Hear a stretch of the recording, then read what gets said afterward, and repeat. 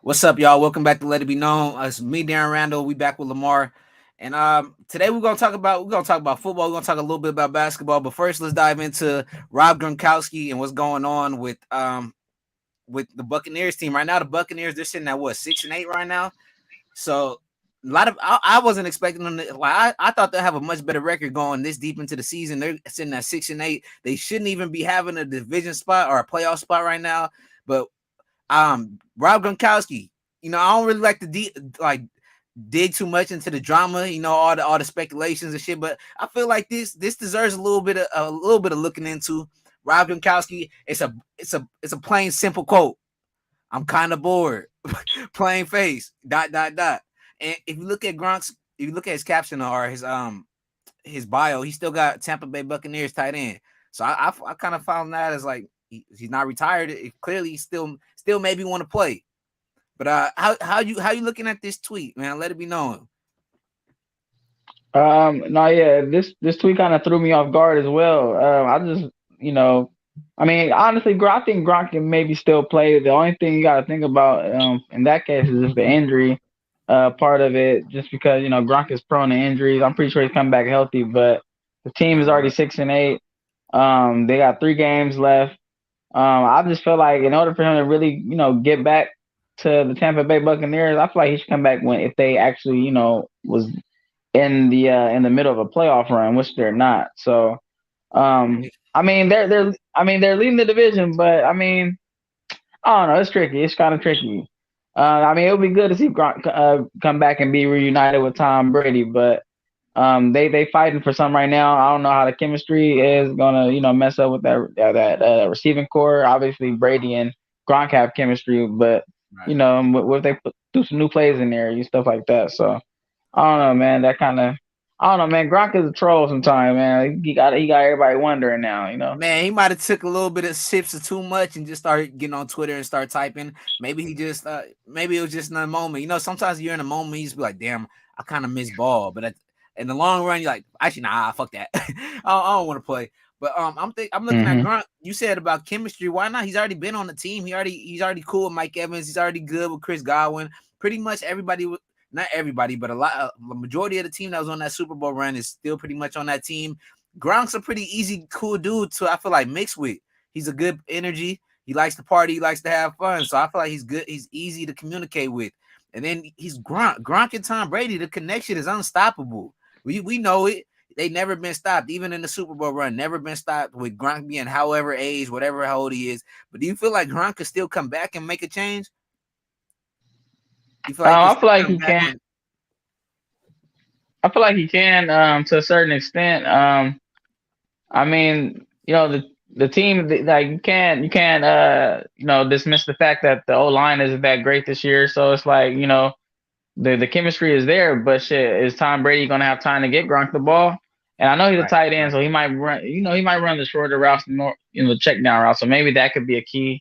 Maybe that could be something. Gronk is a rack machine, run after catch guy. He breaks a lot of tackles, so maybe that can maybe like you said maybe that can help the Buccaneers, but it still doesn't dismiss the fact that they have O line issues, and they're very lucky that their division is very So bad this terrible. year. Yeah, it's very terrible. It seems like every year we have, a division. Like last season, we had NFC least, how they want to say. We had, almost every team in the division lost about 8 games.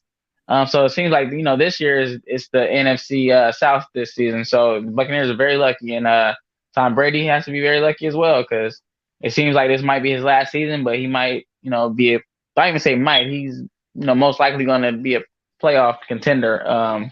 In his last season. So And it's crazy because Tom Brady always seems to way to find himself a way into the playoffs. Any other division, Tom Brady would not be in the discussion. Like the Buccaneers would not be in the playoffs. It's literally the only division that could make the playoffs with a 6-8 record.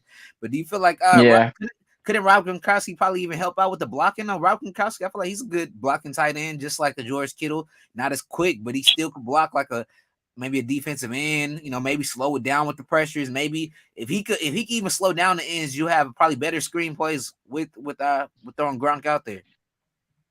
No, yeah, that was a great segue. I was just gonna add too, like he is a great blocker. I feel like he definitely adds value to the blocking schemes. He might can definitely open up some holes, like some zone scheme runs with Leonard Fournette back there. Even with the rookie, I forgot his name, but they have a rookie from Arizona State, really good running back as well. But I feel like that kind of can be scary for the rest of you know the NFC for real. Just if Tom Brady gets in, everybody know what type of player Tom Brady Yeah. is. They know that he's fearless, he's relentless, and he just doesn't take no for an answer. So if he does get into the playoffs, man, I ain't even gonna lie. I throw some teams out there.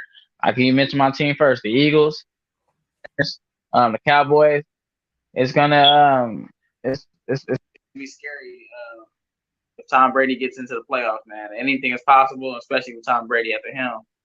Yeah, that's what I was gonna say. So it doesn't really matter. Nobody wants to play Tom Brady. I don't care how bad that Buccaneer squad. Once Tom Brady gets in the playoffs, it's like you ever watch fucking Dragon Ball Z? He just goes Super Saiyan mode. He ups it into another level. But what I was gonna also add to that. So with the Buccaneers, if you're the Buccaneers, you're the GM for the Buccaneers. Would you bring in Gronk though? I would bring in Gronk if he wanted to if he was healthy, like if we did the how do you say, the physical. If we Bring him did in the for a physical, physical and if he was healthy and if he was ready to go, and like you said, if he went to practice and we seen that he looked really good on the field, he was vibing well with the team, obviously with Tom Brady. Obviously, like you said, he's been on the team for like the last, well, he was playing with them like a year ago, 2 years ago, so the chemistry shouldn't be too far off. I mean, it's a couple new players, but majority of the core players are still there. So like I said, if everything looks well and everything meshes well in practice, then shit, why not? Why not see how it goes? right. That's exactly what I was thinking. But I want to let's look at this real quick. All Damn, right. man, somebody had freaking call my phone and mess my damn earphones up. So Oh I yeah, can't that's even. what I heard. Yeah, you want to fix it? Go ahead. Uh, I said you want to fix it. Go ahead. I noticed that too because it started sounding a little weird, but then it went back and then it fixed itself. yeah, that's all I'm actually too. Can you hear yourself talking like right now, or is it good? Let me see. Hello. I think we good. I think we good. Okay. Yeah, I don't really I don't hear myself. Um, how you want to do? You want to keep it like this? You want to go like? I think it kind of look better. I would Yeah, say it for kind of this look better one, like let's this. Yeah, the other way, right? The way we usually do it, like that. yeah, for this one, let's do it like that, just so Yeah, we can see the. yeah. I thought it looked better like that also. But so the Pro Bowl selections came out today, just a few hours ago, and we're gonna be talking about. Let's see who got snubbed, man. I know you had some players that you're kind of skeptical of. I know I did for sure. But let's look at the 2023 Pro Bowl games, or Pro Bowl selected players for special teams. So in the 2023, so for special teams, you got Andrew. How you say his last name? With special teams, I'm always be a little iffy with. I'm not gonna lie. I don't pay attention to much of these guys. It's Oh, my deep bad, my bad. You for the said how you say Vikings. his name? Which one? Who we looking at? Top left for the Vikings. Andrew DePaula. Oh, okay. That damn. So that has to be honest, no offense to him, but I'm pretty sure he's like a freaking long snapper or something because I've never heard of this guy in my life, and I know the league. I ain't gonna lie, I know the league like the back of my hand. I'm not gonna lie, and that dude has to be a long snapper. I kid you not. If we Google his name, anybody out there, if y'all Google this guy's name, this mother. I ain't gonna cuss. This guy is a freaking long snapper. I'm pretty sure he probably is the best long snapper in the league, but he's a freaking long snapper. He gotta be. I've Andrew, never heard of him. I've never heard of this guy in my freaking life. Andrew DePaula. He might I be nice though. He might be like bang. He might be banging shit he too, might be like able to on snap special from the teams. 50-yard line and shit. Who knows, bro? On me, bro. He might be. He might got the bullet too. He might be niggas long snapping bullets, and Throwing then he might spirals. run down there full speed and blow somebody up. You feel me? He might be nice. He might have been an all pro. Not all pro. I'm sorry. He might have been an all American linebacker shit back in college or high school. You never know. Hey, to be honest, some of those special teamers really be hella athletic before they hit the league.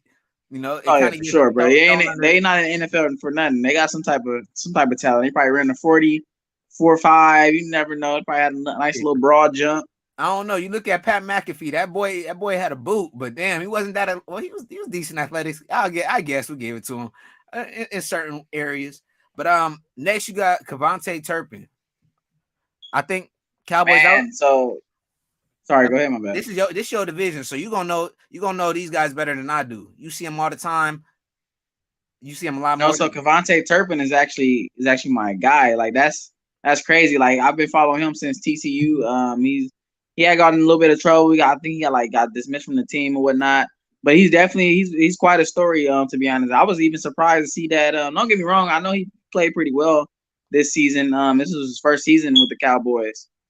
He was a USFL MVP overall in the league as a freaking kick returner / wide receiver / kind of like running back. He kind of reminds you of like a Tavon Austin type. He's like 5'7". Yeah. He's so nice, bro. He's like a gadget player. He throw him on reverses, screens. He's kind of like a Quez Watkins for the Eagles in a little bit. Like you got to send him deep, use his speed. But bro, he's a great punt returner. He balled out in preseason. If anybody go back and watch his highlights from the USFL, they can obviously see why he was the best player in that league. Anytime he has the ball in his hand, he's a threat. That's why the Cowboys on special teams they tremendously was better this year on special teams than they were last year, just because of KaVontae Turpin. So he's very deserving of this Pro Bowl nod. I was even surprised right now when you brought this up, when you brought the screen up, because I didn't even know he was a Pro Bowler. So I'm happy for him. Hey, shout out to KaVontae Turpin, but we ain't about to give special teams too much time. I ain't gonna lie. These boys, hey, special teams we need it, but shit, man, special teams I don't know about. And anyways, next you got Jeremy Reeves from the Commanders. Is that he returning, right? Jeremy Reeves, to be honest, I don't think he's a returner. I think Reeves might be a so this is what I think it is. So I think the top three right there, the ones we going through. So DePaula, I believe he's a long snapper. I believe Turpin might be the punt returner, and then Reeves might be like a gunner of some sort. Because I think Reeves be blowing shit up. I swear to God, bro. I think he be going all out on as a gunner on special teams. Like he be running down there full speed. If you know how the punters how the ball will bounce, and sometimes the gunners let the ball roll or get it at the one. Yeah, Jeremy Reeves is I think he's really good at that. So shout out to him. He made it, even though he's not a starter on defense. I'm pretty sure he's a corner. He's not a starter on defense, but he made it on special teams. So shout out to him. All right, well, shout out Jeremy Reeves. Shout out Morgan. Who got that? Morgan Cox, Devin Duvernay. Okay. Fuck it. And then Justin Hardy. And then Duvernay. Yeah, Hardy, same thing. Hardy, yeah. So I know about Justin Hardy. He used to play for the Saints. Even with the Saints, I think this is like I think it might be like Hardy's second or third Pro Bowl as a special teamer. Same thing with Hardy. He's a gunner. He runs down there full speed, goes all out, makes tackles. He rarely misses tackles on special teams. So yeah, shout out Justin Hardy. He's having a great career so far. And then for the NFC on the other side, you got who they got? They got Tress Way in there for the Commanders, and then they got Jason Myers for the Seattle Seahawks. Okay, and then to be honest, I don't really. I was gonna say, and then Justin Tucker. We already know Justin Tucker is just expected to be in there every year. You don't even gotta play. We don't even gotta see him play. You ain't gotta watch Justin Tucker play a game. You ain't gotta see him take a snap. Justin Tucker is just bona fide Hall of Fame. Like his position's already solidified. As soon as he comes into the season, mark him as a Pro Bowler. And then you got Tommy Townsend for the Kansas City Chiefs. Hey, shout out Tommy Townsend, man. That's a Florida Gator right there. Hey, man, he got a boot. That boy got a boot. He's a Gator. So that just speaks volumes right there. That speaks for itself. Justin Tucker, that's a GOAT right there. Justin Tucker, he a Hall of Famer in my opinion. So shout out Justin Tucker. This is like, I think might have been his like 4th, 5th Pro Bowl so far. It might have been more. So it's got to be more. Justin Tucker, I think I thought he's been in there. I thought he's only missed like 2 Pro Bowls since he's been in the league. 2, maybe 3. I thought he's only missed a couple since he's been in the league. Maybe I'm tripping. Yeah, I think you're right. I think he might have missed a couple. But Justin Tucker, he's been obviously the most consistent kicker in right. A lot in the NFL since he's been in the NFL. That's what I'm saying. A lot of people say he's the best kicker ever. So I'm assuming he had to be like, he only had to miss like maybe 1. But next, you got the 2023 tackles. So we already know Trent Williams was getting in there respectfully. You know, he deserves it. Lane Johnson, guy from your Eagles, deserves it. Another dog. Tristan, who we got? Who we got? Oh, Tristan Wirfs, dog. Larmy Tunzel. I'm not really familiar with him. I'm not gonna lie. I don't watch Tunsil. I'm not gonna lie. Let me know about him, bro. That boy's a beast. That's that boy. He might be the one. Other than Trent Williams, he is the best offensive lineman on here. I haven't been hearing about Tunzel. I think I know Tunzel, but I don't know Tunzel. Like I know the name, but I don't know Tunzel. I never like if you're not. I'm not gonna lie. If you're not an offensive lineman on the main teams I'm paying attention to right now, then I'm not. Like ever since he's been with the Texans, I'm paying no attention. I'm not gonna lie. I don't watch Texas football. It's funny because he was on the Dolphins for a minute. He actually had a crazy ass story. He was supposed to be the number 1 overall pick, but I don't know how this shit got out. Somehow a video got viral of him hitting the bong. Oh, a couple of days before. Yeah. So then he dropped in the draft, and he dropped to the Dolphins. He did all right with the Dolphins, but the Dolphins was shitty. You feel me? So then the Texans traded for Tunsil to protect my boy Deshaun. Then Deshaun wanted out. Damn. Fuck it. Shit. Hey, I think everything happens for a reason, right?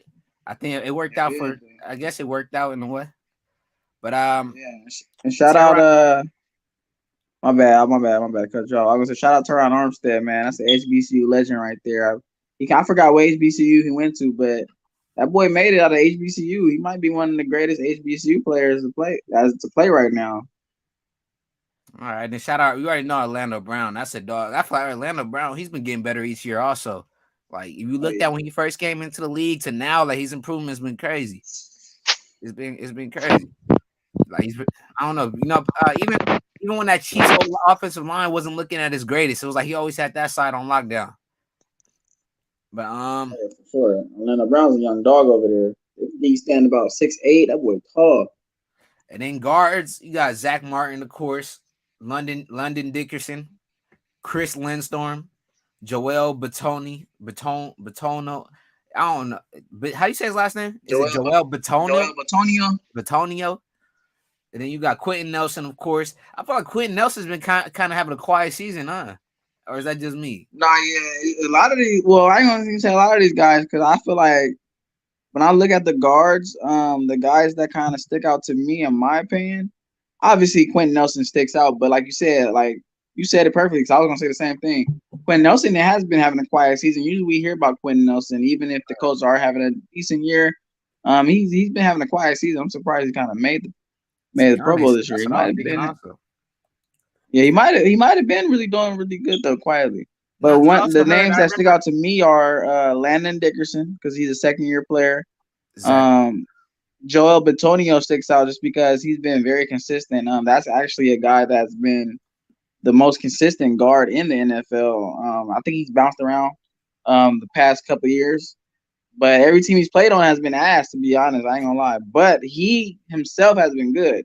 Like very, very, very, very fucking good. It's kind of hard. He plays center actually. He's like one of the best centers in the NFL. It's kind of he's a guard. He got to be guard. Oh my bad, I'm tripping. I'm sorry. He's versatile. I didn't see him play a few positions on the offensive line, but that guy is a very versatile guard right there.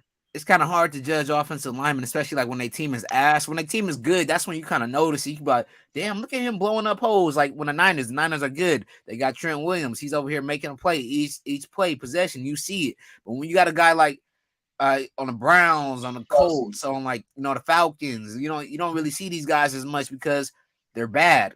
So you're like, nobody's paying attention to offensive linemen. You're basically looking for that one good guy on the team, like Patterson. Whatever guy's making a highlight each play on a bad team. But going on to the centers, we got your guy, Jason Kelce, of course. We already knew he was getting in there. He deserves it. Best center in the league. You tell me. Next you got what? Frank Ragnow. How you say Ragnow? Yeah, Ragnow. And the Detroit Lions, bro, their run game has been solid. So you got to assume that he's taking control. He's over here telling the guards where to line up. He's probably the voice of the huddle. Then next you got Creed Humphrey, of course. Creed Humphrey's a dog. And then you got Mitch Morse with the Buffalo Bills. And that's crazy that the two top three teams, I think, right now in the league, pretty much. And then including probably like the Niners. Well, you can even add the Lions, I think, right now, right? They're probably a top team in the league right now, considering like at least if you go like the last 8 weeks, all those teams have Yeah, I would say so. I would definitely say so because I think they went from what was it 1-7 to like 7-7. yeah. Start my bad. Yeah, my bad. Start off 1-7. Now they won like 7 straight games like that. No, So I think it was 1-6. Yeah, 1-6, I think, and then they finished yeah, my 7-7. bad. Yeah, so now they 7-7. So if you look at it, each one of these teams have an elite center. And that's why I feel like a lot of teams got to start building. Like nobody ever drafts a center pretty high anymore. Everyone's always drafting a center pretty late and then trying to kind of just fill in that position. But I feel like a center kind of sets the tone for the offensive line and for the team sometimes. I feel like Jason Kelce sets the tone for the Eagles. Definitely. And I feel like they kind of, in a sense, centers are like, they are more sustainable, like injury wise compared to guards and tackles. If you think about it, because they're hiking the ball and they're kind of like either double teaming or they're kind of getting downfield or they're pulling. Exactly. They're not really sustaining injuries such as like the defense. I mean, such as tackles and guards who are hard. Every play they're just straight. Straight up blocking, hard nose. People are diving at their legs and stuff like that. Half the time, sometimes people can't even go straight at the center. Sometimes, it's not a straight shot most of the time. And then also, like, if you look at it, most centers like Jason Kelce, they're pretty small and stubby and just solid. Mm-hmm. It's not too much length on them. It's not too much, like, it's just, like, that's what a center is. They just stay like that. Keep body stays together and compressed, and then block the guy in front of you. Sometimes your center's going to pull, but your center's not going to pull too much unless you got an athletic one or a dude that's, fast enough to get out there. But let's get into the meat of it. Let's get into the meat of the 2023 Pro Bowl selections. So you got Aaron Donald. I feel like Aaron Donald's been having a quiet year to get in, but I guess he does deserve it because it's Aaron Donald. But what do you think about that? I mean, shit, Aaron isn't like you said, it's Aaron Donald. And low key, I think a lot of these, I can't really say a lot of. I mean, I think a lot of the fans have something to do with it, maybe. But I mean, shit, when you think about a lot of the interior linemen in the NFC, shit, nobody really comes to mind other than Aaron Donald. Shit, that's the top two that comes to mind, to be honest, if not one. So that's number one. If you say NFC defensive lineman, the first thing I'm gonna say, Aaron Donald. Who else? Yeah, I would Aaron say Donald. Aaron Donald. And then if you go to the AFC West, that's where it starts getting a little bit more feisty, a little bit more names to throw up in there. I mean, in the NFC, you got Nick Bosa, but he hasn't solidified his name as like how Aaron Donald has. Aaron Donald's won a Super Bowl. But next you got Jonathan Allen. I think well deserved. He deserved to get in there. Most definitely. I feel like the Washington Commanders, their defensive line has been very consistent for a while now, for the past 3-4 years. It's funny because the past couple of years, a few years ago, I noticed that they built their defensive line solely on SEC players such as Montez Sweat, Mississippi State. You got Jonathan Allen, Alabama, and then they had another guy from Alabama. Freaking forgot his name, but yeah, it's about time the Commanders got their love though on the defensive line. They deserve to get somebody in there, and then the Giants defense, shout out to them because they make plays and I feel like the defense they set the tone also for that Giants team. But when they're bad, they're bad. But you got Dexter Lawrence up in there. I think he deserved it. That's another good pick. The Giants. When was the last time they had a defensive lineman in there? I feel like it's been a little bit, right? Shit. I feel like right. Probably since like Jason Pierre. Probably since when Jason Pierre-Paul was over there, or Michael Strahan. Yeah, that's what I was thinking. Michael Strahan time, Jason Pierre. But yeah, next you got Chris Jones in the AFC. You got Chris Jones.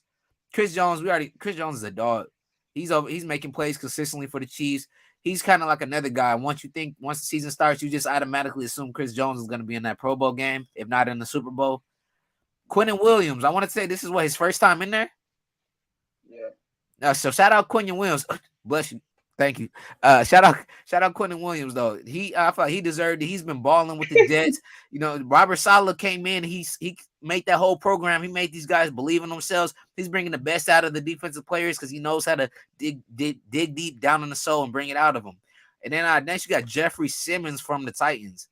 That's another. I feel like that's another well deserved. I feel like an interior lineman. I don't think there was too many snubs. I think everybody that got or should have been in there pretty much got in there. With the NFC defensive ends, you got Nick Bosa, Brian Burns, and DeMarcus Lawrence. We good with that? Yeah, I'm good with that. My bad. I was kind of stuck on. Is these so? These are these. I'm pretty sure these are the. My bad. These are the starters and the backups, right? I want to say I don't. I'm pretty sure. I'm pretty sure You these ain't are about to start. Yeah. You ain't gonna start 3. Yeah. You ain't gonna start Chris Jones and Quentin Williams. I'm pretty sure. Yeah. I think it's going. Well, yeah. I think it's going. Like first. I think it goes in the line like starter, second, third. So I think like Nick Bosa, Brian Burns, and then DeMarcus Lawrence. Like it goes like that. I'm gonna just leave my opinion for a snub. I see a snub already. But, so when I look at Bosa, Burns, and the DeMarcus Lawrence, that sounds right for me for sure.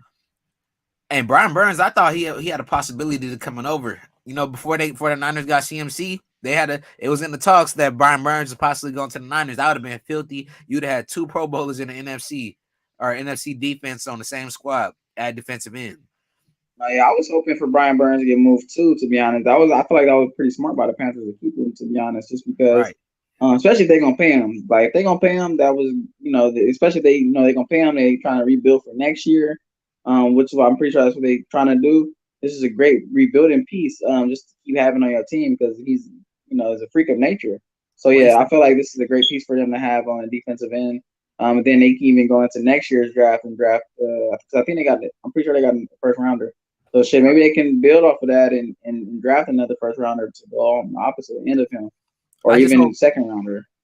I just hope Brian Burns know when this is time to get out of there. Like, don't wait forever. Like CMC, he would have wasted his whole career with the Carolina Panthers if they didn't trade him this year. He was already 26 going on 27. So I hope Brian Burns knows like when it's time to leave. If the Panthers showing they're not helping him out, they're not doing too much to bring in extra players, extra developmental players, get up out of there. But DeMarcus Lawrence, another one I feel like he deserved it. He been balling. But in the AFC, you got Myles Garrett, Max Crosby, and Trey Hendrickson. My bad. I be fucking up the last names, bro. But Myles Garrett, he missed a couple games this year. Am I right or am I wrong?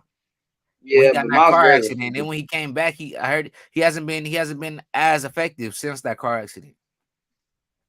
Man, Myles Garrett is a freak of nature. Nobody can block him one-on-one. I'm pretty sure he ain't been effective just because he's been double teamed. Nobody can block him one-on-one. It's very rare. The only people that probably maybe block him one-on-one might be Lane Johnson and Trent Williams and maybe Laramie. But Myles Garrett, there's nothing to worry about. He made the Pro Bowl for a reason. That guy can easily get you 2 to 3 sacks a game. So that's big volumes. Max Crosby. He deserved it. Max Crosby been balling this year. Bro, that guy, man, I can basically say he's kind of been putting the Raiders on his back. Before what's his name just start balling again lately. Chandler Jones. Chandler Jones been getting it together.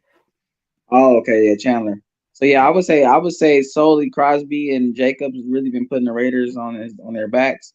But defensively though, Crosby has been carrying the Raiders. There was even talks of him being an actual MVP candidate early in the season just because he got off to a hot start.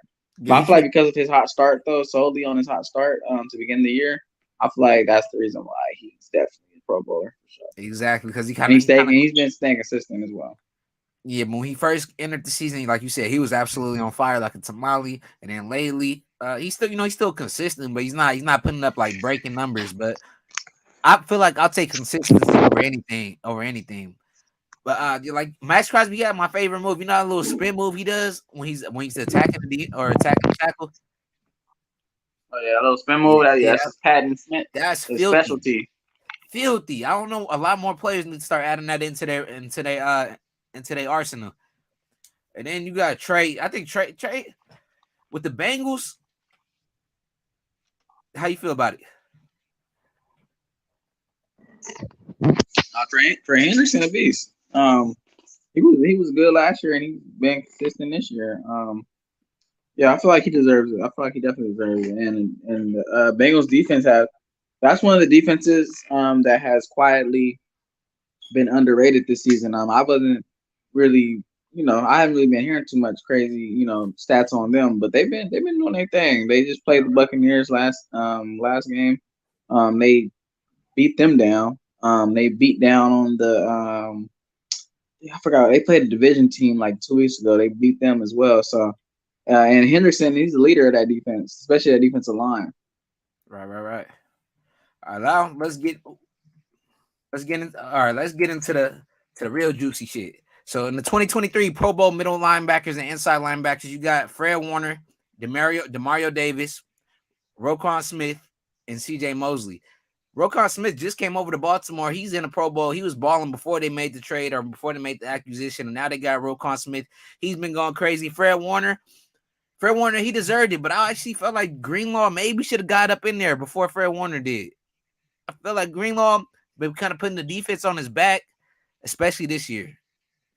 Even kind of last year. No, yeah, Greenlaw's a dog. That's what I'm saying. A lot of these Pro Bowlers, like it's kind of Greenlaw could be a snub too. It's kind of tricky sometimes because sometimes you might have 2 or 3 really really good defensive players on your team, and you can only choose maybe 1 or 2, just because so many great players in this league. But I feel like Fred Warner deserves it though. I feel like it's not about really who's better because we all know Fred Warner is a better player than Greenlaw. But I would say Warner. I would say Warner deserves this Pro Bowl. I'm gonna say, like you said, overall, I'm gonna take Fred Warner. But like as of this season, I feel like Greenlaw's been playing, if not better, just as good as Fred Warner. So I guess Fred Warner, based off his name and based off just he is a dog. I just feel like Greenlaw's been so consistent of late all season where I feel like he maybe should have got up in there. But Demario Davis, how'd you feel about that? Good, solid. Yeah, Demario Davis, solid middle linebacker. To be honest, he might be the best middle linebacker in the league. To be honest, for real. Like when I say that consistently because like even like not to compare this to a video game. Madden is very pretty accurate most of the time when it comes to ratings, like overall ratings especially. Not necessarily speed ratings and those specifics. Yeah, but when it comes to overall ratings, Demario Davis is the best middle linebacker on Madden, and like that's not for no reason. He is the best middle linebacker, PFF wise. He's top 5, maybe even top 3 middle linebacker in all in NFL. So, me personally, I'll take Fred. I'll take Fred over anybody, even though I just said Dre Greenlaw was been playing better this season. Take Fred over anybody. We know. Right. You gotta look how Fred covers the game, how he covers the field from sideline to sideline, and then also coverage. He's covering tight. Of course. Yeah, that's how I look at Fred Warner. I feel like he's quicker. He's probably the fastest linebacker in the league, and he's probably best at coverage in the league. And then he also, I'm a big Fred Warner fan. I seen when he got drafted from a rookie, and But Roquan Smith, I feel like that was a good addition for the Ravens. They got themselves a Pro Bowler dog. I don't think that's debatable. CJ Mosley, he's been playing pretty good also. I don't think that's debatable either. Next, you got Mike. Go ahead. I'm kind of surprised Roquan got in. I'm not saying surprised, like as he been like not playing well. Just the Bears traded him mid-season, and I don't know. Sometimes I'll just be like kind of thinking like, why would you trade your best defensive player in the middle of the season? Especially when you got I just didn't think he was playing consistently. Oh, okay, I get what you're saying. How about in the NFC? You got Michael Parsons, Za'Darius Smith, and Hassan Reddick. This is your guy again with the Eagles. This sounds about right. Yeah, I think Michael Parsons, man. Cowboys would have been absolutely upset if anybody got picked over him. They not having it. There No debate. No debate. a lot of people trying to get him at defensive player of the year this year. I think he's is he tied with Nick Bosa with sacks or pressures? They're both pretty much up there. So that's gonna be a good end of the line. But I think TJ Watt would probably win it over both of them if he was able to go all season. In the AFC, you got Matthew Judon. He's been balling since he got with the Patriots, especially last year and this year. He made Pro Bowl last year, right? I believe so. Yeah, if I'm not mistaken. I mean, if he didn't, I feel like he deserved it last year too. Because you said Judon, not even. I mean, yeah, since he's been with the Patriots, he's been balling. But Judon that man has been a great NFL player all his life. Yeah, always good. Judon, like that's one of the last names that how like some guys got, last names where you just like specific last name where you always just remember. Yeah, you just kind of repeat it. Right. He has that name, Judon. And my favorite, he got one of my top 3 moves by a defensive lineman. Once he gets the sack, he go like that. Shit is tough. You know what I'm talking about? His sack celebration. That shit is tough to me, bro. And Madden don't be trying to let me hit it. I don't like that. But Khalil Mack, I feel like a lot of people kind of thought Khalil Mack's career was kind of going to a deadline. It was kind of over with after that Bears season. And then he gets traded to the Chargers and look right back into the Pro Bowl. I don't know. Yeah, I just feel like he needed. I mean, when he was with the Bears, he had Robert Quinn. Robert Quinn did his thing, but I feel like Khalil Mack, he's a dominant player, but I feel like he's just getting a little older. But also too, you need the whole defense to kind of like to kind of help you out a little bit too. Like you need those corners to kind of lock down. So he can, get time to pressure the quarterback or even get a sack. So I feel like that's what it's all about. And then next you got TJ Watt. I feel like TJ Watt missed so many games. Like, and this is like you said, kind of popularity contest at times. Like, of course we know TJ Watt's the best in the league or top 2, top whatever. But this season specifically, I don't feel like TJ Watt's been doing too much. Like he got hurt. He missed 7 games, I think. 6, 7 games, it felt like. Yeah, it's like majority of the season. Yeah, I'm surprised a little bit too. He's missed. Yeah, like I said, he missed a good chunk of the season already. Yeah, I don't know. It's crazy. He was balling like a motherfucker before he got hurt, though. He was balling like a motherfucker before he got hurt. Like he was leading the league by a good chunk, by a good margin. It wasn't too close. He came out with a hot start, and then he tore his pec, or partially tore. I want to say partially tore his pec. But yeah, I'm kind of surprised that TJ Watt got in there. Not saying he don't deserve it. We already know he's the best, but at least this season. Next, you got with the running backs: Saquon Barkley, Tony Pollard, Miles Sanders. Tony Pollard got in there over Zeke. You know he did. Don't act like that's surprising. You know that. Hey, Tony been eating all season. I feel like after this season, I feel like Zeke's time's pretty much up. They might try to trade him, maybe even release him. You see that running backs all the time. They just let him go. And Tony, I feel like he's a new heart and soul of this team when it comes to the running back. When he's going, the whole team's going. When he's able to run the ball, Dak's able to throw the ball. I don't have no complaints with that. Saquon balled out this year for the Pro Bowl like that? Saquon been balling, but the one thing I did kind of have a problem with is how is Christian McCaffrey not in there? Like, he was balling with the Panthers and he was balling with the Niners. I don't see how Christian McCaffrey's not in there. He's first in damn near every statistic category. All right. I don't know. I feel like you could have.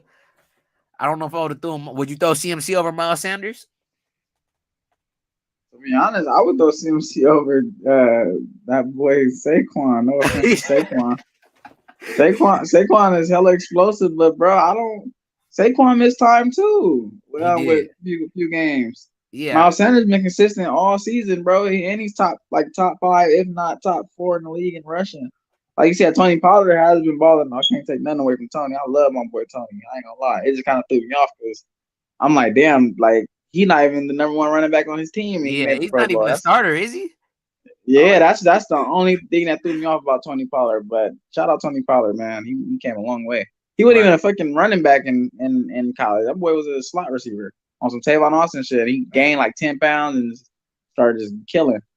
But not yet. To be honest, I would if I had to, bro. I would take Saquon off though. Cause like I mean, we all know Saquon is shit the most talented running back in the NFL. But stat wise, Can't stay I don't healthy. think he. I don't think he should have made it over CMC. Yeah, I feel like But you gotta have CMC in there. There's no way. There's no way. With the Browns, you got Nick Chubb, well deserved. He carried my fantasy the last few weeks. It hasn't been too great though. He's been giving me average numbers, but you know, Nick Chubb deserved it. He's been absolutely balling, worth every dollar. Josh Jacobs, he balled, came out. He deserved to be paid. He wanted to be paid. They didn't want to pay him. They said, "Oh, you got to play with no contract, no guarantee money." He said, "Okay, I'll pay. I'll play. I'll prove my worth. I'll show that I deserve it. Show that I earn it." And Josh Jacobs leads the league in rushing right now. So Josh or Jacobs, even if they don't pay him, he gonna get paid by somebody. Because I done seen a right? few times where the running back who has led the league in rushing has been on another team that next season. So shout out Josh Jacobs, man. Keep doing your thing.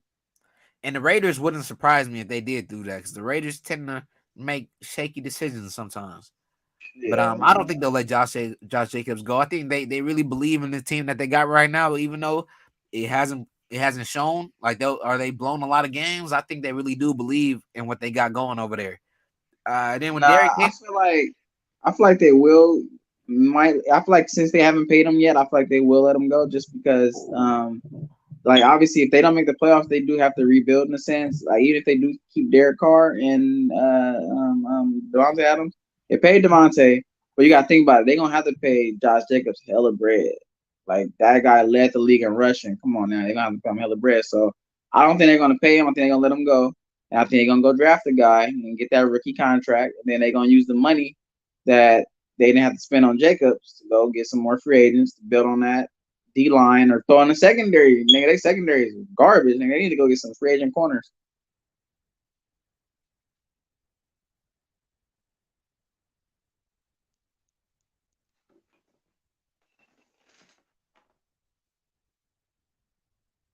I can't even hear you. I think you're on mute. oh shit, can you hear me? Oh yeah, I hear you now. Okay. Yeah, hey, I just said that was a hot take. That was a real hot one. Let it be known, bro, because you just like you said that was. I don't think nobody was really expecting that, but I think you made it make a lot of sense. Why pay a running back so much money when you could pay these other pieces? You got a lot of other pieces. I feel like that are missing the holes. So why would you give a running back 50, 40 million or whatever it's gonna take to keep him signed with y'all? Why not Yeah. let him go? Go draft a running back or go sign a lower end running back. Or not even that. I totally forgot, bro. They got a running back that's waiting in the wings. They got that boy They just Zamir drafted him, White right? from Georgia. Yeah, yeah, yeah, yeah. And he bought out. He bought out in the preseason. So the shit that could be a running back that can step up in there. They can probably go get a free agent running back. They can actually probably draft a receiver to go opposite Devontae Adams. They need a Henry Ruggs type of guy, a speedster. So they can probably go get a Jackson Smith and Jigba from Ohio State or a receiver from like a Jordan Addison from USC. You feel me? Like you feel me? Yeah, yeah. Go build that offense. You feel me? And if I was Josh Jacobs, I would strongly consider signing with the Bills, man. I would strongly consider that. I think Josh Jacobs with the Bills would be filthy. So but Derrick Henry, we ain't really heard too much about Derrick Henry either this year, I feel like. Like early in the season, he had some big couple runs. He's always consistent, but just a couple weeks ago, the Eagles, y'all set him for what, 30 yards, 20 yards, 40 yards Yeah, with like 20 30. rushes, 10, 12 rushes. Yeah. You feel me? The thing about I think also too is because he started off so hot too. Like I think he was like top three because we all know. I think it was like these top three guys actually these AFC guys. Yeah, yeah. They was all top three like overall leading the league in rushing like the first I think like 10 weeks of the season like 8 weeks or whatever. So I think that's why they all made it because Jacobs was number one or Chubb. Jacobs might have been number two. No, Jacobs was number one. Chubb was number two, and I think Henry was like number three or four. So I think that's why they Now, made it. Chubb was number one in the beginning. Remember, Jacobs just Yeah, took it. yeah, yeah, Like, that's what I'm yeah, saying. oh yeah, It was yeah. like out of Chubb and Jacobs like back and Oh, forth. okay, yeah, yeah. Because if you look at it right now, it'll probably be Jacobs number one, Chubb number two. Henry probably wouldn't even be in here if you want to look like the last like 10 weeks, last 6 weeks. But Yeah. with the fullbacks, you got Kyle Juszczyk, well deserved, best fullback in the league, has been for the last like 5 years. And then you got Patrick Ricard. another dog. He's been both of these dudes actually were on the Ravens. Like he's on the Ravens right now. Then you had Kyle Juszczyk that was started his career with the Ravens. I just thought about that. Yeah, That's a good take right there. Yeah, so that's pretty dope. I feel like Ravens maybe they just breed good fullbacks. You know, they do a lot of power run game. They just breed a good running attack, low key. Right, they do a lot of power. Ever since Jamal Lewis. I was gonna say way back. I was gonna say even with Flacco and them boys, they always had a pretty strong run game. Ray Rice. That's what I was trying to remember. I was like, Ray Rice fucked up, man. That nigga. It was somebody else before Ray Rice, though. I remember because Ray Rice took somebody's spot. I totally forgot. But yeah, they had Jamal Lewis. He was a dog. They had Ray Rice, dog. Oh, Willis McGahee, dog. Yeah, okay. I don't really know about him. That was like what? You don't know about Willis McGahee? I was like 10 years old, bro. Jeez, but nah, Willis, or you don't really watch college football. But Willis McGahee was a college football legend, bro. Yes. University of Miami. He was on the team with Frank Gore and Clinton Portis and all those dudes. They all literally was sharing the backfield. But McGahee low-key was the number one back. Man, like he was leading that backfield with Frank Gore and Clinton Portis and they had another dude, Adrian James. Bro, they backfield was stupid, bro. But McGahee was the number one back before he tore his ACL in college. It was crazy. And that's crazy because Frank Gore tore his ACL like 3 times in college, 2 times in college. Yep. And they said, bro, before the injury, Frank Gore was like nothing they ever seen before. Like, nigga, he was better than all them, but Frank Gore was the youngest, I think, out of all of them too. But they said Frank Gore, like, he never went down off of one tackle. Like, it was impossible to tackle him one-on-one. Kid you not, bro. I think Frank Gore would have ended as the best running back to ever enter the NFL if he would have never tore his ACLs in high school or college. I mean, because look, when he came to the NFL, he was already off of three ACLs, and he's like what, second or third, like in all-time rushing, right? I think he's like top 5. For real. Like, you feel me? I feel like at that point, shit, you can't turn no more ACLs. You turn 3, nigga, so you good. Shit, once you turn 3, shit, I'm good. He had like how many straight seasons of 1,000 yards rushing? Like Frank Gore is slept on. It's because he never had like those big ass crazy runs, but you would never see Frank Gore get tackled for a loss or get tackled you never see him go backwards. But hey, real quick, I mean, I don't know if you remember, but if you had to choose out of I mean, I'm pretty sure I know you're gonna choose. Who you think had the better career out of Adrian James or Frank Gore? Frank Gore, man. Frank Gore is the Niners all-time leading rusher, bro. Yeah. All time for the San Francisco 49ers. You know how many teams came in, or how many running backs that came and played for that team? Through the Jerry Rice's eras, through the Joe Montanas, through the Steve Youngs. But with the 2023 Pro Bowl wide receivers, you got Justin Jefferson, A.J. Brown, CeeDee Lamb, and Terry McLaurin. Is this Terry McLaurin what, first or second? Damn, bro, we got 3 NFC East wide receivers. Man. Dog. NFC East, they dogging. Nah, but this NFC East, my bad. I'm so stupid to hear your question, but the NFC East, the NFC receivers. It look right to me. Terry McLaurin has been shit, if not the most consistent receiver in all of the NFL.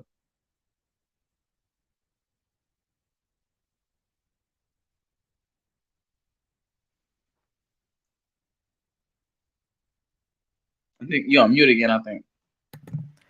Hey, shout out. My bad. I had to blow my nose. I didn't want to blow it all up in here. It get kind of stuffy in this little closet when the door closed, so my nose started freaking getting congested in here. So I opened the door and let it breathe. But in the AFC, I want to say shout out to this whole AFC. So look, you got Tyreek Hill. They said he couldn't do it without Patrick Mahomes. You got Devontae Adams. They said he couldn't do it without Aaron Rodgers. Both of them boys are in the Pro Bowl this year.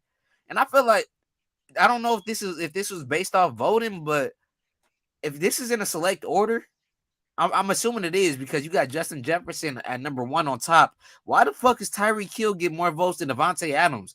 Devontae Adams has been the best receiver in the league. Am I tripping or am I right or am I wrong? That's when it comes. Yeah, but you got to think about it too. Like, yeah, you got to think about it too, though. The Raiders. I mean, the Raiders are a popular team, but they're not winning. You look at the Dolphins; they've been I can say they've been consistent They like they only that. got like But a game or two on the Raiders. The Raiders if the yeah, Raiders win the but next game, they could take over. yeah, but you gotta think about it. The Tyreek Hill them, they was the favorites. Like coming into the season, Dolphins. Everybody was looking at the Dolphins like, oh yeah, if they don't win the Super Bowl, they for sure gonna get there. So Right. and then obviously everybody was looking at Tyreek Hill like he's gonna be the catalyst, which he has been low key, like not even low key, high key. He's the number one receiver on a team, and like I said too, like he's the number one wide receiver on a team that's supposed to win the Super Bowl. So I mean, I can see why. He got a lot of votes, and Tyreek Hill is a super popular guy, even though he Yeah, I had was a gonna say little that's what it trouble. really is. Yeah, he's super popular, especially on social media. He has a podcast as well. He be Yes. talking about some funny stuff, and he don't really bite his tongue really like that for nobody. So I feel like he's very he's a very likable guy. I feel like Everybody likes him. Yeah, the problem with Devontae, he's always been kind of laid back, quiet. But, closed mouths don't always get fed. You feel me? Yeah, so you feel me? So like when you are, and that's the problem. He was with the Packers, so the Packers kind of like to keep a lot of things indoors, especially when you got Aaron Rodgers on the squad. If anybody's talking, it's always Aaron Rodgers. You don't really want to start too much drama as a non-Aaron Rodgers player for the Packers. But then you got Jamar Chase. He was hurt a lot of the season. I felt like Jamar Chase missed a good chunk of time. But I don't. Was there another guy that could have got in there? A wide receiver? I feel like. That was the AFC. That was AFC, yo. AFC. If I think about it, in the AFC, I don't know if anybody could have got over Jamar Chase. Nah, I don't see anybody. I don't really see anybody consistently. Thinking. I would hurt my brain trying to think about that because fuck yeah. I feel like it ain't really been nobody consistently balling other than these four guys right here for real. Stephon Diggs, we know Stephon Diggs might be stat wise. Stephon Diggs might be the best wide receiver in the AFC. Right. Tyreek Hill is the most explosive wide receiver. He can score at any time, literally at any fucking time, which is annoying because that boy can score in 10 seconds, as the Bills know. That boy can score in like 12 seconds. Devontae Adams is like more of like a possession receiver. He can, speak and sneak up on you from time to time. Jamar Chase is a dog. He's like another Odell, but he's kind of Odell 2.0. Now, the reason I say 2.0 is because he's bigger than Odell. Odell came in the league maybe like 195. Odell, he cut, he's strong, but Jamar Chase really like built like a running back. Like he might be built like a Percy Harvin, but he's more like really a receiver for real. Like he can really like run routes, get in and out of his breaks, create separation. He can moss you, he can one hand your shit, tip you to the sideline. Jamar Chase got it all. Yeah, and I feel like I like his character. I feel like with Odell, Odell had a lot of injuries, and also Odell. I don't even about to get into that, but anyways. Next, you got with the 2023 Pro Bowl. Yeah, I ain't about to get into that, but I was thinking it that's the kind of thing that kind of held Odell back. And sometimes, sure, it brings you more social media glamorous, but people start thinking like, okay, this dude don't care about football at times. Like, bro, it's a whole season going on. You over talking about Instagram? But with the quarterbacks, I was a little surprised that Geno Smith got in. I don't know why, but when I see Geno Smith in a Pro Bowl, that don't even sound right. He been with the Jets. He been with He been with a whole bunch of bad teams. A lot of people thought Geno Smith was coming to Seattle just to die, just to come in as a bridge quarterback. But somehow he got this team with a winning record, and he got him in the fucking Pro. He got himself inside the Pro Bowl. So shout out to Geno Smith. Jalen Hurts, we already knew he was getting in there. That boy's having an MVP season. Probably is going to be MVP. Mainly because quarterback is like an MVP only type of award. It feels like. But also he's been balling. Unless you're a running back and rush for 2,000 yards like CJ2K. I mean, Derrick Henry. I was gonna say Derrick Henry. Did Derrick Henry? Dreadheads. Okay, yeah. Okay, yeah. You literally got to be you got to go so fucking stupid to be a non-quarterback and win MVP. And then with Kirk Cousins, my bad. Just chime in on that Geno situation. He in the Pro Bowl because if I'm not mistaken, I think he's either number 1 or number 2 in completion percentage. That means a lot as a quarterback. So shout out Geno. He's always been an accurate quarterback. Think about that And though. I'm happy for him just because I feel like he was a first rounder and he revived his career because I feel like he kind of had a short end of the stick. Jets, bad coaching, and then also too he didn't really get a chance with the who was it, the Giants. He's been a journeyman, so this is finally his chance, and he made the most of his opportunities. Yeah, and think about that though. He got picked over Tom Brady and he got picked over Aaron Rodgers to make the Pro Bowl. That's dope. If I would have showed you this in 2021, I said, "Hey, look at the 2023 Pro Bowlers. You got Jalen Hurts, Geno Smith, Kirk Cousins." You would have laughed at me. You'd have been like, "No, that's not happening ever." You'd have been like, "What the fuck?" No. For real. But then, like Jalen Hurts, okay, he's balling. But was there another quarterback you feel like that could have probably got into there over Geno Smith in the NFC? A lot of quarterbacks been inconsistent, but Brock Purdy would have got in. He would have got in a little earlier. The NFC ass, man. It really is. If you think about it, they really ain't been no quarterbacks for real. I was gonna say maybe Justin Fields, but to be honest, don't get me wrong, Justin He's Fields been is running a a lot. talented passer. He can throw the ball. Obviously, we know this, but he's just not consistent. And I feel like the reason why he's been so explosive this year and making so many plays is more so because of his legs instead of his arm. Right? If you see a highlight, it's always off his legs. But like he doesn't have an offensive line. But at the same time, it's like, bro, I don't really see you throwing it too much. And if you do, it kind of looks shaky at times. So, and a lot of people are like, oh, you see, this is why they should have drafted everyone. That's why all these teams skipped over Justin Fields. But besides running the ball, there's not too much you could show me to say like, oh, this guy should be a top 5 pick, top 3 pick. But we'll see. He still got development. He still got to get offensive line. And he still got to get a wide receiver. But in the AFC picture, Pat Mahomes, I already knew it was going to be in there. Josh Allen, these two run the NFL literally. Like these two are the two faces of NFL at quarterback right now. Patrick Mahomes, I feel like he hasn't been getting as much talk this year. Is it just me? I feel like Patrick Mahomes ain't been getting. Usually he's literally hyped up all year. Pat Mahomes. This year, not so much. I feel like maybe I don't know. I can kind of be guessing a little bit, but I feel like maybe he's not getting that much talk just because I feel like we're so used to what he's doing now. I feel like when he first obviously stepped into the scene, we was like, oh my God, Pat Mahomes, like he really is like he might be really like the second coming of the GOAT. He might be the next GOAT. But I feel like now we just kind of like we know how good he is now. We're not surprised when he does. I can't hear you. You hear me now? Oh, You hear me now? Yeah, I hear you. My bad. No, yeah, I would say maybe I feel like we're not surprised. I mean, maybe he's not that much hype and talked about right now, just because we're so used to seeing him make these crazy plays, and we so used to that now. So we like, oh, like we not surprised. We're not surprised by Pat Mahomes. But I don't feel like we surprised by Josh Allen either. And Josh Allen's getting a lot of hype. I'm still saying, ooh, whoa. Like Josh Allen is no, to be honest, I am surprised by Josh Allen because I feel like this year, like he didn't him stiff arming guys and trucking guys and hurling dudes, and I feel like he made complete strides this year and like last year too for sure. But this season, like bro, if he would have never got hurt and if they would have been playing consistently all season long, he probably would have been the MVP this year or even like number 1 in the race just because Josh Allen was, he was balling, bro. Like, that's my favorite quarterback in the league right now. And I said he was going to be MVPs, but Jalen Hurts probably got it on lock as of right now. But it's just because Josh Allen has been losing. I think that's the reason why. It's because Jalen Hurts, he's been consistent. He's like he don't turn the ball over. He's like 3rd in the league in passing percentage. That's what it's all about for like not turning the ball over. Josh Allen, he turned the ball over from time to time. He might fumble or he might throw a few picks, shit like that.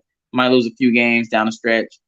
But yeah, if the Bills was like undefeated or if they was 15-1, Josh Allen would probably be the leading candidate right now. That's exactly what I was gonna say. The turnovers start killing them. Remember for that 2 or 3 week stretch, even that really was just like a week ago, 2 weeks ago. He was throwing hella interceptions or fumbling the ball in key situations.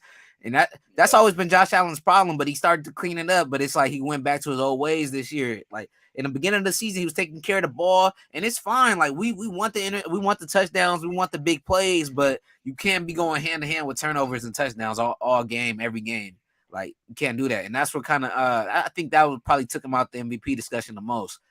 Because, yeah, Jalen Hurts does exactly the same thing. He could run, he makes the throws and shit, but he doesn't turn the ball over. And if he does, like you said, I think before this last game, he threw what? He threw like 3 last game, 3 or 2. But before that, he only had like 1 interception all year. So, but then you got Joe Burrow, and that's the last quarterback that I like Joe Burrow. Yeah. I don't think there was another AFC quarterback that probably could have got over him. Probably not, right? No, I don't believe so either. Joe Burrow, I think he like 3rd or 4th in MVP voting right now, so he deserves it. Definitely deserves it. Cause I think Jalen Hurts is 1, Mahomes is 2, Allen is 3, and Burrow is 4. One guy that got one guy that dropped all the way to the bottom is Lamar Jackson. Man, remember it was injuries. Yeah, remember it was Lamar Jackson and Jalen Hurts top 2, right. And then now you feel me? Damn, man. I really need to know, is they gonna pay Lamar, man? That's the top discussion. It's like everything that he pretty much, when the season first started, it looked like, damn, this is why they should have paid him. He's proven that he should have paid him. He's doing everything that they wanted to do that people assumed he couldn't do. He was proving all the haters and doubters wrong, and then he gets hurt. And now it's like, damn, everything's kind of thrown out the window. Are they gonna pay him? He hasn't been able to play. They've been losing, even though he's not playing. But I think we know what the Pro Bowl is. Let's get into pay that man, Lamar, man. Pay that man. Pay that man, Lamar, man. Hey, you said it good though. We said it perfectly last time. Shit, maybe, hopefully. I mean, it can go either way. Maybe because they see how they're struggling, it might be like, okay, we gonna pay Lamar. Like he obviously is the reason why. He's the reason. He is the key piece of why this team, goes, and makes the playoffs and make a run. Or they might not pay him and might be looking for something else. Might be trying to rebuild. Shit, we'll see how that go. But let's dive into the NBA, man. We talking about John Morant though. John Morant, he just signed with Nike in I want to say September. He signed with Nike not too long ago. He just signed with Nike this year. And John Morant, Nike just lost Kyrie, so they've been needing a big guy to come in and kind of take over. Curry's with Under Armour, and each franchise, each company, they need their guy. Right now Nike got LeBron, but LeBron only got a couple more years, so they really looking for the next new guy. And I think they found him in John Morant. But with John Morant's logo, how you looking at it? It's got a lot of criticism today, and me personally, I'm not the biggest fan of it. Some people were saying that this little check mark on top of the Nike sign is supposed to be like his mustache. That's a crooked ass mustache. But how'd you like his logo? How'd you let me know? How you looking at it, man? I mean, I think people just hating on his logo. I don't really. You might have to, or I might have to Google it after. I seen somebody, a few people saying like it looks very closely to the Kobe Bryant. Exactly. Exactly. To be honest, I can't really picture that Kobe Bryant logo in my head right now. Maybe it does, very similar. Maybe it doesn't. But I mean, it says Ja. It clearly has a J right here, and it clearly has the A. So I mean. It literally has the J and it has the A. That's how you know it's ugly. Yeah, I mean, shit, it looked cool to me. I mean, shit, what else could you do with Ja? I mean, shit. Me? And then JM, like, his initials ain't like too great. Like, it ain't, it ain't like it's like a LJ or, like those popular initials. He got JM, Ja Morant, or, JA for Ja. Ain't too much you can do with it. So I feel like they were trying to be as creative, as it could be. Let me show you fucking Kobe symbol. Then we're gonna look you back at Ja, because to me it looked like Nike did a whole, what is that shit called when you steal somebody else's design and they take your ass to court? What is that shit called? Plagiarism. Plagiarism they own fucking brand. Like I would have been like, man, if I was Vanessa Bryant, I would have gave Nike a call. Like, what the fuck y'all doing, man? Let me try to pull up Kobe. Hold on. Let me present it. Let me see that thing, man. Because I totally forgot what that shit was. Here it is right here. Hold on. We'll show it. Shout out Bean, man. R.I.P. Kobe Bean Bryant. But look at this, right? It looked like to me. It looked like a back or like a Kobe. Like let's say they got Kobe's logo and they just like start building that shit like a Lego. Let me break a piece here. Let me turn this upside down. Let me connect this piece.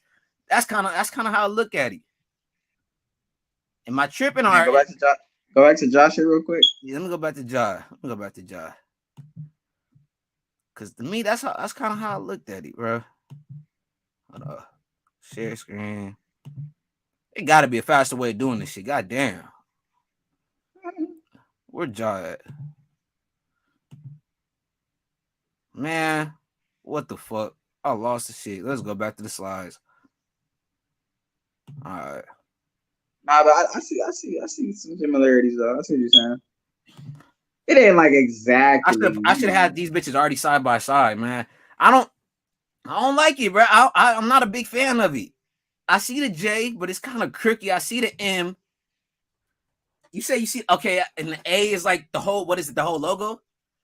But why is it like, what is this little curve shit right here, bro?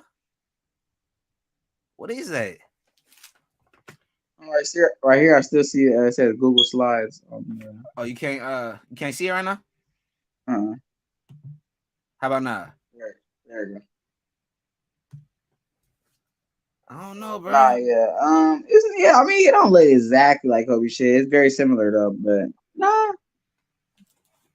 I don't like it, bro. And Kobe shit, if you think about it, Kobe shit was kind of like going downwards, kind of like it was kind of like pointing down. Josh shit kind of like pointing up. Yeah, that's what I'm saying. Let's say you flip this around and then you just start breaking shit from Kobe's. You start bending pieces. That's what it kind of look. You start cutting, carving and shit. Like literally, you kind of like round it out a little bit. Yeah, I see. Yeah, it's like you ever like, let's say you gave you went to a kindergarten school, right? And you gave him Kobe's logo. You said, all right, let's do arts and crafts, y'all. Whoever makes Ja Morant's logo the best, and that's gonna be that's gonna be Ja Morant's new logo. That's what it looks like. They got Kobe's logo and they just start decorating it. I don't like it, bro. And then what's up with the Nike sign? Is that gonna be on the bottom every time? Probably. I think it is. That looks like it's connected with the logo. It's not its own separate thing. Man, I don't know. They gotta. I feel like they did this on purpose. Maybe they was like, all right, let's show a picture, Ja Morant. I want you to, kind of show it just for exposure, and let's see how the comments are. Let's see how the reactions go, and then if they like it, we're gonna drop it. If not, we're gonna say, nah, this wasn't my logo. This was just a prototype or something. I don't know. Trying to cover their ass. What would you rate it? Like 1 out of 10? I give it an 8. Wait, let's rate it off creativity. Off creativity, what would you rate it? Creativity, I give it I would have to be real. I give it like a 5, 6. Creativity like a 5 or 6. I said 5 or 6. Oh no, but I'm gonna give it a out of creativity. I'm giving this shit a 1. It look like they built this shit in a day and was like, hey, Ja, you fucking with this? Especially how drippy and player Ja Morant is. Ja Morant is like, it's kind of like when you think of young players into the league right now, Ja Morant is like that Allen Iverson, like that just the coolest player in the league. Everybody want to be like him, He got that rapper swag with him. He got that dog in him. So when I look at Ja Morant, I want to. You're looking like Quavo type shit. Yeah, Playboy. Like I want to feel swaggy. I want to feel like Ja Morant. I want to feel gangster, man. I want to feel cool. When I see this shit, I'm like, man. They like, bro, this dude got a fake ass Kobe hoodie on. That's what they gonna think. They look like this shopping at Goodwill for Kobe hoodies, man. No, I'm not a big fan of it, bro. I think they gotta take this one back to the drawing boards. I'll design it if y'all want me to. Nike, I need the bag. I could work with the dude that designed the Jordans, the Jordan 3s. What's his name? I think like Winker, Tinker, something like that. Y'all need somebody? I'll come in and help y'all, man. Cause just give me the bag. I personally, you could have even just put J and M right here, and I would have been like, "Oh, that's fire." Like, yeah, that's what I was thinking. I could have did. You didn't even need to do all that. You didn't even have to, try to be creative. I don't know, bro. And then like you see in the middle of it, how it has like it goes like, what the fuck is that? What, like middle at the bottom, or yeah, like. Let me see. Like this little, you see this little gap? Can you see my pointer? Oh yeah. Yeah, this little thing right here. What is that? Okay, so I see J. That's where I really see the familiarity with the Kobe shit too, because Kobe shit had that kind of gap too, kind of like. Yeah, that's what it is. Like exactly. That's what when I see Kobe. And if I showed you this logo, let's say you're just a random person on the street, you're a big NBA head, and I was all like, "Hey man, whose logo do you think this is?" What would you say? What's the first thing that'll come to mind? Kobe, right? You just be like, is that Kobe? I don't know, bro. I don't know. I think they got to go back to the lead. I see the J. I see the M. Is that an M? Where's the M? Is it like this? I don't know, bro. To be honest, I don't think it's an M in there. I was looking for the M, but I don't think it's an M. I think that's why I just think it's just a Ja. Oh, it's J-A. Oh, this is the J, and that's the A. Yeah. Why the fuck am I just noticing that? My dumb ass. I thought it was like a J, and then this whole thing was the M. Okay, so J-A. And then is the bottom supposed to be the M? Is that supposed to be like Morant? A little. Because I seen some people saying that was the mustache, but I don't know, bro. Honestly, I think that mustache shit was like a joke. To be honest, I thought it was too, but you know, if they come up with this, anything could be not a joke. This whole logo is a joke. I ain't gonna lie. Bring it back to the low key. Like to be honest, if I'm looking at it on the far left, like if I'm looking at like on somebody's hoodie or something, like you know, how it's on the left side there where it says Ja. Yeah, it don't look bad at all. It look cool. Hey, how hard did you? But for some reason, it look on the left side, it look better, like looking at it than it does on the right side, like display. How hard do you? Hold on. Maybe I gotta. Hold on. Maybe I gotta. I gotta see what you seeing, man. Gotta see what you seeing. Let me see. Where the fuck is you looking at? That shit looks good in any sort of fucking way. Don't do my boy Ja like that. But Ja was all like, look, they offered Ja this, they offered him the logo and they was all like, Ja, do you like it? Of course you gonna say fuck it. You know, as long as y'all giving me the bag, I'll rock it. But I don't see where you could see that looks good, man. I'm over here squaring from left, right, 90 degree, 25. I don't see it. I don't see it, man. I'm gonna get his logo an honest rating of I'm gonna give it 5. I'm gonna give it a 4. Creativity, I'm gonna give it a 1. Altogether, I'm gonna give it a 5. What's your overall rating on it? Creativity, I give it a 5, but overall, I give it an 8. You wear Reebok, don't you? I know you do. You wear Reebok, don't you? I give Ja the benefit of the doubt, man. This ain't too bad. It's not too bad. Hey, it could be worse. Go in that closet right now and pull out them Reeboks and show me them Shaqs. I know you got them Shaqs in there. If you think that's good, show me them Shaqs, boy. I know you got them Shaqs up in there. Them dunks. They got the dunks. And they got the man. They got the Shaq ones on. Nigga, you probably got the Ron Artest up in there. You got the Meta World Pieces. You know what you probably got? I got the COVID 5s in this. You got the Luke Walton 23s, man. What you got up in there? What you got up in there? Nigga, I got the Zach Randolph 2s in this motherfucker. You said the Zach who? The Zach Randolph 2s. You got the Howards. You got the Superman. And Zebo. Oh, okay. Hey, Zebo was a dog in his prime, though. Oh, yeah. Hey. We gonna end it at this though. Y'all let it be known, man. What are y'all rating Ja Morant's his new logo? If y'all agree with Lamar with an 8, go ahead and just unfollow, unsubscribe, man. Hey. you don't know fashion. Hey, if you agree with me and you think it's like a 1 or 2, like bro, he wearing pink socks with the no, I can't, bro. I don't know, bro. Y'all let it be known, we out. Peace.